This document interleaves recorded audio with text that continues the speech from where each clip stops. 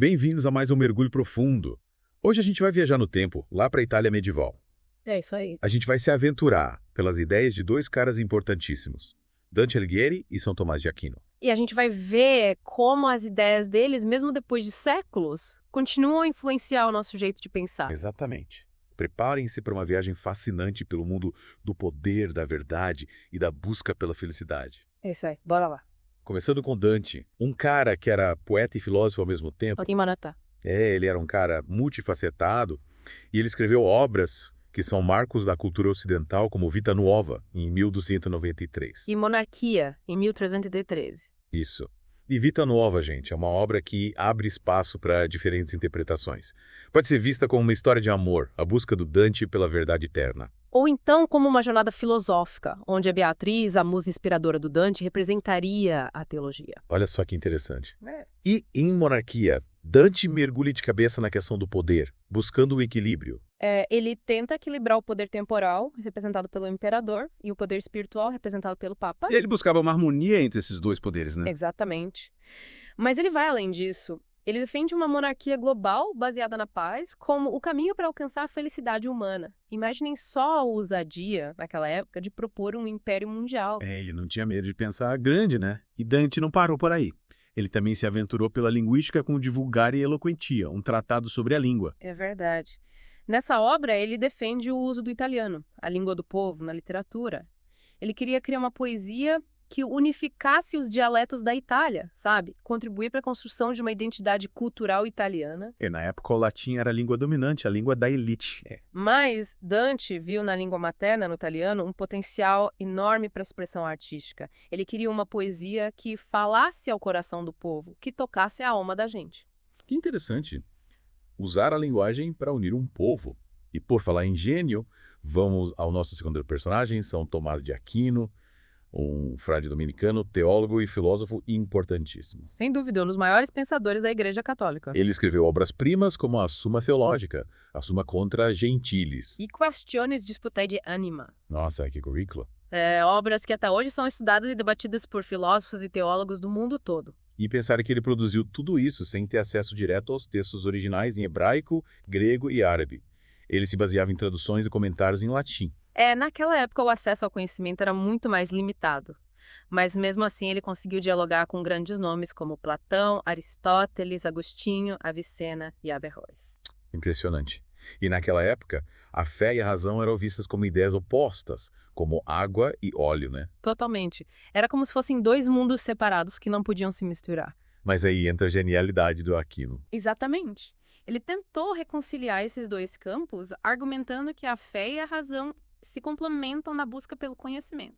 Ele não via a fé como inimiga da razão? Não, muito pelo contrário. Ele via as duas como caminhos que levam à verdade, só que por vias diferentes. Me explica melhor isso. Como que a fé e a razão podem andar juntas? Para entender, vamos começar pela distinção que ele faz entre essência e existência. Um dos pilares da filosofia dele, imagine uma caixa de madeira. Uma caixa de madeira. Uma caixa de madeira. A essência da caixa, o projeto, a forma dela, já existe antes mesmo da caixa ser construída, antes dela se tornar existente no mundo físico. Então a ideia da caixa já existe, mesmo antes da caixa existir de verdade. Isso. É como se a ideia fosse um molde e a caixa o objeto final. Entendi. E essa ideia se aplica a outras coisas também. A tudo. Por exemplo, a essência da justiça existe, mesmo que a gente não a veja concretamente. A gente busca essa justiça, tenta realizá-la no mundo real. Interessante. Mas e como essa ideia de essência e existência se liga à relação entre o poder temporal e o espiritual, que o Dante explorou tanto? Boa pergunta. Tanto Dante quanto Aquino concordavam que existiam dois tipos de poder, o temporal, do Estado, e o espiritual, da Igreja. Mas eles viam essa relação de jeitos diferentes. Para Dante, os dois poderes tinham esferas separadas, sabe? O imperador cuidando do mundo material e o Papa do espiritual. Então, para Dante, cada um no seu quadrado. Isso mesmo, uma divisão clara de tarefas. Mas para Aquino, embora a Igreja e o Estado tivessem funções diferentes, o Estado deveria se subordinар à Igreja em questões que envolvessem a fé e a moral. Ou seja, para Aquino, a igreja tinha a palavra final em algumas questões. Ele via a Igreja como uma espécie de guia moral para o Estado. É interessante como essa diferença de visão reflete as ênfases de cada um. Dante, o poeta, buscava a harmonia entre o humano e o divino, entre a razão e a fé. Já Aquino, o teólogo, colocava a fé como guia para a razão. Duas visões diferentes, mas ambas buscando a verdade e o bem comum. É isso aí. E essa busca pela harmonia, você acha que ainda é importante para nós hoje? Com certeza. A gente vive num mundo que valoriza muito a razão, a ciência, a tecnologia, mas será que esquecemos da importância da fé, da espiritualidade na busca por um sentido maior para a vida? Verdade. É uma pergunta que a gente precisa se fazer. E a gente vai continuar explorando essa e outras perguntas na próxima parte do nosso mergulho. Mas antes de continuarmos, queria voltar um pouco na questão da verdade. O Aquino tinha uma visão bem complexa sobre isso, né? Sim, ele falava de diferentes tipos de verdade. Para ele, a verdade divina é absoluta e única. Só existe uma verdade com um V maiúsculo. Mas a verdade humana, a verdade que a gente busca no dia a dia, essa pode ser múltipla. E pode mudar. E pode mudar, de acordo com o ponto de vista de cada um. Então, para Aquino, a verdade que a gente vivencia pode ser relativa. Depende da nossa perspectiva. Exatamente. Ele reconhecia que nossa compreensão da verdade é limitada, sabe? Influenciada pelas nossas experiências, crenças, pela época em que vivemos. Por isso ele defendia o diálogo, a troca de ideias, como forma de enriquecer a nossa busca pela verdade. O diálogo é fundamental para ampliar horizontes, né? E como a fé entra nessa busca pela verdade. Para Aquino, a fé é um complemento essencial à razão. Ele acreditava que a razão sozinha tem limites, especialmente quando a gente tenta entender Deus. Ele dizia que a fé nos dá acesso a um tipo de conhecimento que a razão sozinha não consegue alcançar. Ou seja, a fé seria um atalho para um tipo de conhecimento mais profundo. Pode-se dizer que sim. Ele via a fé como um tipo de intuição, uma iluminação que nos conecta com a verdade divina. Mas é importante lembrar que, para Aquino, a fé não exclui a razão. Elas trabalham juntas. Que tal a gente fazer uma pausa aqui e continuar essa conversa fascinante na próxima parte do nosso mergulho? A gente ainda vai explorar a visão de Dante e Aquino sobre a linguagem. Combinado. Até a próxima! E aí, retomando nossa conversa, vamos mergulhar agora num tema central para Dante e Aquino: a busca pela felicidade. É verdade. E a gente viu como Dante, em Monarquia, defendia que a felicidade humana dependia da paz mundial. Isso mesmo. Para ele, a paz era fundamental para as pessoas se desenvolverem plenamente, buscarem conhecimento e viverem uma vida virtuosa. Ele até propôs uma monarquia global, né, para garantir essa paz. Exatamente. Imagina só, naquela época, defender a ideia de unificar o mundo sob um único governo. Era uma visão bem ousada, utópica até. Será que ele realmente achava que isso era possível? É difícil dizer, mas o importante é que ele estava apontando um problema real, né? A fragmentação do poder na época com as cidades-estado italianas sempre em conflito. Exatamente. Ele queria mostrar que a paz e a unidade eram essenciais para a felicidade humana. E o Aquino, como ele via essa questão da felicidade? Bom, para Aquino, a verdadeira felicidade não estava nos bens materiais nem nos prazeres passageiros. Na união com Deus. Ele via essa união como uma realização plena do nosso ser, o objetivo final da nossa existência. E como a gente alcança essa felicidade, essa união com Deus, da visão dele? Através do amor, da contemplação e do conhecimento. A razão nos ajuda a entender a grandeza de Deus, enquanto a fé nos permite experimentá-lo diretamente através da graça divina. Ou seja, a razão e a fé se complementam. Sim, elas trabalham juntas. A razão nos mostra o caminho e a fé nos dá a força para percorrê-lo. Entendi. Mas para ele, essa felicidade plena só se realiza depois da morte, né? É quando a alma se liberta das limitações do corpo e se une a Deus de forma perfeita. Uma visão bem diferente do Dante, que colocava a felicidade mais aqui no plano terreno, ligada à paz e à justiça social. É verdade.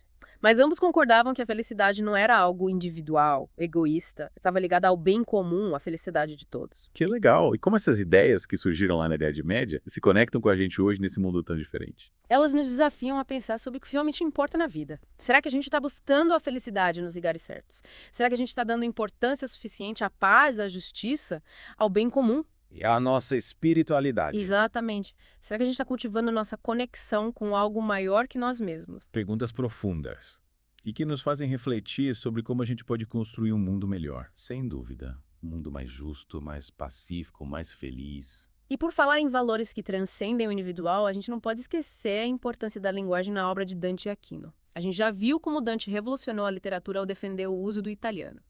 Mas Aquino como ele via a linguagem. Para ele, a linguagem era a ferramenta fundamental para o conhecimento e para a expressão da verdade. Ele também defendia o uso da língua do povo. Bom, o Aquino era um homem da igreja, então o latim era a língua natural para ele. Mas, mesmo escrevendo em latim, ele se preocupava muito com a clareza e a precisão da linguagem. Então, para ele, usar a linguagem de forma correta era importante para alcançar a verdade. Sim, ele acreditava que as palavras tinham um poder imenso, capaz de revelar a ordem divina do cosmos e de nos aproximar de Deus. Nossa, que visão profunda da linguagem. Ele via a linguagem como um presente de Deus, que nos permite compreender o mundo e participar da sua criação. E o Dante, o que mais ele falava sobre a linguagem? O Dante, em Divulgare Eloquentia, se dedica a analisar a língua italiana em detalhes, buscando entender sua estrutura, sua sonoridade e suas nuances. Ele queria ir além da simples defesa do italiano, né? Sim, ele queria criar uma linguagem poética capaz de expressar toda a beleza e a complexidade da alma humana. É incrível como esses dois caras, mesmo vivendo numa época tão distante da nossa, tinham uma consciência tão profunda do poder da linguagem. É verdade. E esse poder da linguagem é algo que a gente precisa estar atentos hoje mais do que nunca. Principalmente agora, com tanta informação, tantos discursos, tantas narrativas. Como a gente faz para não ser manipulado? É preciso ter discernimento, saber interpretar, questionar e ir além da superfície. A gente precisa usar a linguagem de forma consciente para construir pontes, para promover o diálogo, para buscar a verdade. E nesse sentido, as ideias de Dante e Aquino são mais relevantes do que nunca, né? Com certeza. Eles nos lembram que a linguagem é uma ferramenta poderosa que pode ser usada tanto para o bem quanto para o mal. Cabe nós decidirmos como vamos usá-la. Verdade. E a gente vai continuar essa discussão na próxima parte do nosso mergulho, analisando a visão de Dante e Aquino sobre o poder da linguagem e como ela se conecta com a gente hoje.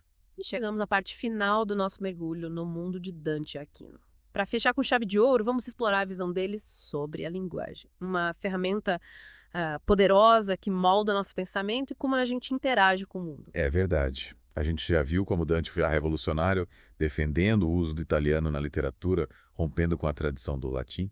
Mas e o Aquino? Como ele via essa questão da língua? Ele também era a favor de usar a língua do povo. Bom, o Aquino era um homem da igreja, né? Então o latim era a língua natural para ele. Mas interessante é que, mesmo escrevendo em latim, ele se preocupava muito com a clareza e a precisão da linguagem. Para ele, a linguagem era um espelho da realidade, uma forma de expressar as verdades da fé e da razão. Então, para ele usar a linguagem de forma correta era importante para alcançar a verdade. Exatamente. Ele acreditava que a clareza da linguagem era essencial para a clareza do pensamento. Se a gente usa palavras vagas, ambíguas, a gente corre o risco de não entender direito o mundo e a nós mesmos. Parece que ele era bem rigoroso com as palavras, né? Mas, e o Dante, além de defender o italiano, o que mais ele falava sobre a linguagem? O Dante, em Divulgare Eloquentia, se dedica a analisar a língua italiana em detalhes, buscando entender sua estrutura, sonoridade e nuances. Ele queria criar uma linguagem poética capaz de expressar toda a beleza e complexidade da alma humana. Ele não só defendia o italiano, como queria transformá-lo numa ferramenta artística ainda mais poderosa. Exatamente. Ele via a poesia como uma forma de conhecimento, de elevação espiritual, e a linguagem era um instrumento para alcançar essa transcendência. Ele queria usar a poesia para despertar nas pessoas o amor pela beleza, pela verdade, pela justiça. É incrível como esses dois caras, mesmo vivendo numa época tão distante, tinham uma consciência tão profunda do poder da linguagem, né? É verdade. E esse poder da linguagem é algo que a gente precisa estar atento hoje, mais do que nunca. A gente vive num mundo saturado de informação, discursos, narrativas. É preciso ter discernimento para não ser manipulado, para não cair em armadilhas. Verdade. A gente precisa saber interpretar, questionar e, além da superfície, usar a linguagem de forma consciente para construir pontes, promover o diálogo, buscar a verdade. E nesse sentido, as ideias de Dante e Aquino são mais relevantes do que nunca. Eles nos lembram que a linguagem é uma ferramenta poderosa, que pode ser usada tanto para o bem quanto para o mal. E cabe a nós decidir como vamos usá-la. E você, ouvinte, que tal refletir sobre o poder da linguagem na sua vida? Como você usa as palavras? Como você se comunica com o mundo? Que tipo de impacto você quer gerar com a sua fala, com a sua escrita? A gente espera que esse mergulho no mundo de Dante e Aquino tenha te inspirado a usar a linguagem de forma mais consciente, mais ética, mais humana. Afinal, as palavras têm o poder de transformar o mundo para melhor ou para pior. É isso aí. E com essa reflexão, chegamos ao fim de mais um mergulho profundo aqui no The Deep Dive. Esperamos que você tenha curtido a viagem. Até a próxima!